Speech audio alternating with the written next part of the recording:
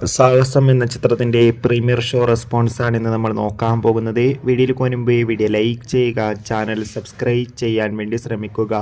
റംസാൻ, ബാബു ആൻ്റണി, നരയൻ എന്നൊക്കെ പ്രധാന കഥാപാത്രങ്ങളായിട്ട് ഇന്ന് റിലീസിനെത്തുന്ന ചിത്രമാണ് സാഹസം. എല്ലാ സിനിമാ പ്രേമികളും ഒരേപോലെ ചിത്രത്തിൻ്റെ റിലീസിനായി ഏറെ ആകാംക്ഷയോടെയാണ് കാത്തിരുന്നത്.